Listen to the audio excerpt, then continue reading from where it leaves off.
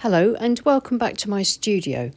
It's Lois here, and I hope this video will be really helpful for you if you are somebody that sometimes struggles with choosing colours for mixing your sky.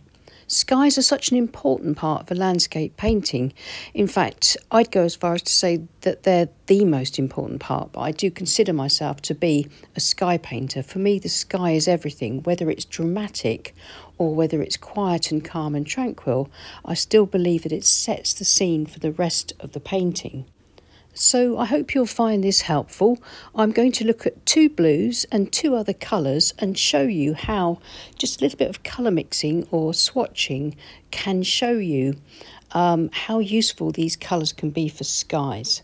So I'm using the back of an old painting, and my two blues that I'm going to use today are ultramarine blue and cobalt blue.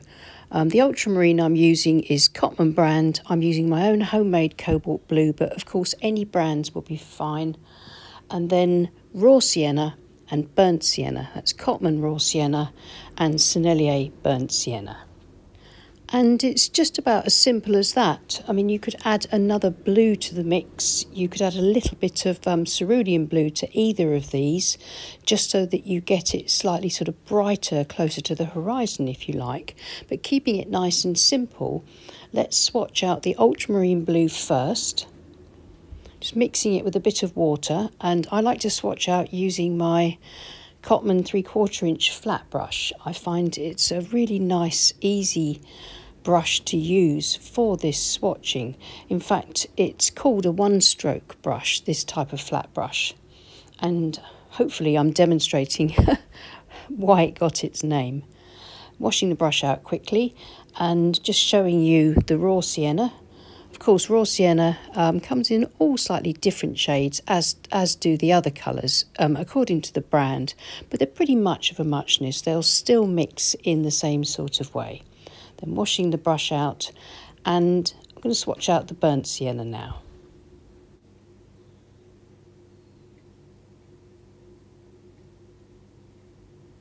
So those are my three base colours. Now what I'm going to do is grab a little bit more of that ultramarine blue, and I'm going to add just a little bit of raw sienna to it, and I'll show you how much that changes it. It desaturates it. Hope you can see that. I'll add a little bit more raw sienna to it to desaturate it even more. We'll take a closer look in a little while. Hope you can see that a lot of that rich, deep blue has disappeared from it, even more here. So that could be almost like a twilight sky. So just by modifying ultramarine blue with raw sienna, we get that lovely desaturated blue. And now adding some burnt sienna, and we get an incredibly beautiful grey. We can add some more burnt sienna. I'm going to strengthen that little puddle up with a little bit more of ultramarine.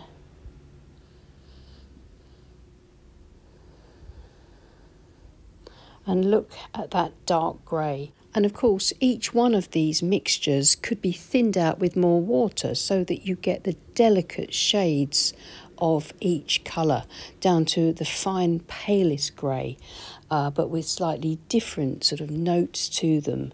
And I think it's absolutely fascinating to just mix a few colours together like this and get used to trying these colours out and just see what happens. And we're almost as dark as Payne's grey here. So we've got a lovely range of blues and greys here that we could use in almost sort of a limitless amount of skies. So let's test out cobalt blue, which is at first glance a fairly similar colour to ultramarine.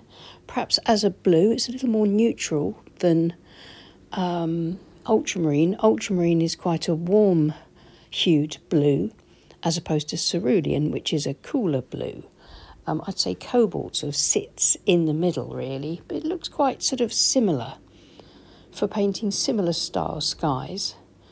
So I will just swatch out my raw sienna and my burnt sienna again, just to keep things sort of even. And then once those are swatched out, I will begin to colour mix into the cobalt blue in exactly the same way and order as I did with the ultramarine. So first of all, I'm going to add some raw sienna to my cobalt blue.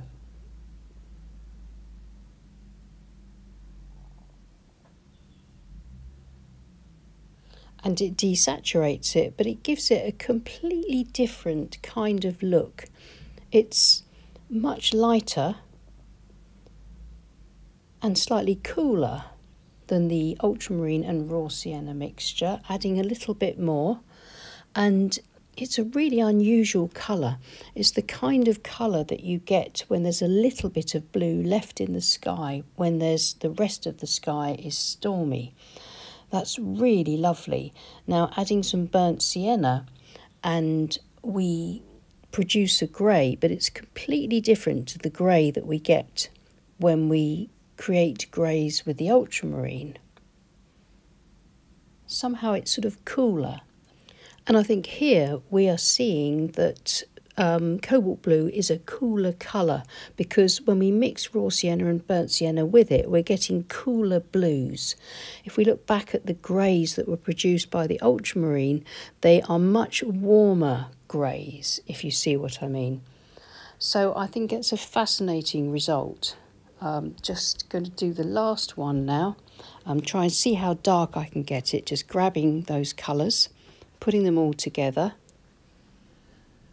And hopefully you can see from that swatch what I mean about it's a sort of much cooler blue or grey than the darkest swatch of ultramarine. So the last thing to do before I forget is to label up the swatches so I know what I used. I'm just going to use the initials of the colours. So ultramarine, raw sienna, burnt sienna,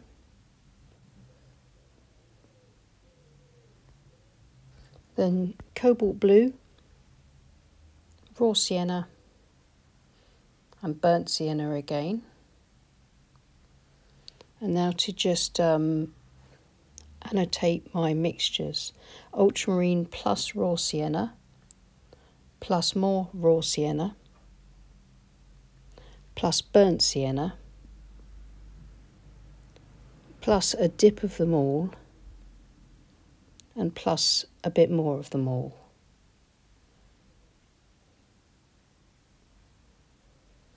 And then the same for my cobalt blue row. Cobalt blue plus raw sienna, plus more raw sienna, plus burnt sienna, and then plus a dip into them all, and a dip into them all to get it really nice and dark. So I'll see if I can hold these a bit closer to the camera and show you, hold it up to the light, sort of move it around so you can see the range of desaturated blues and beautiful greys that we've got here, which are all perfect for clouds and cloud shadows of any type, either summer clouds or stormy winter clouds. And one thing I'm sure some of you have noticed is that the colours that I've used here are almost primary colours. We've got blue, yellow and almost a red. So this is known as an off-primary palette. But you can experiment, of course, with any primary colours put together, any blue, any yellow or any red or orange, and see what kind of colours you get, see what greys you get. I like these colours because you probably noticed that when I mix the yellow with these blues, we don't tend to get a green. If we're careful, we always avoid that, and I don't really want to have greens in my skies. So that's why I think raw sienna is so useful, because technically it's a brown rather than a yellow, so we don't get that greenish cast too often. So I hope that was helpful. So do let me know what you think in the comments, and if you have a favourite set of colours that you love using for skies and you'd like to share that here, I'm sure the community will find it really helpful. So thanks so much for watching. Please give us a thumbs up if you enjoyed the video, and check out the swatching playlist if you're interested in more about colour and colour theory. And thank you so much to everyone that supports this channel on Patreon. We couldn't run it without you, and we appreciate each and every one of you. I'll see you again soon. Take care and happy painting. Bye.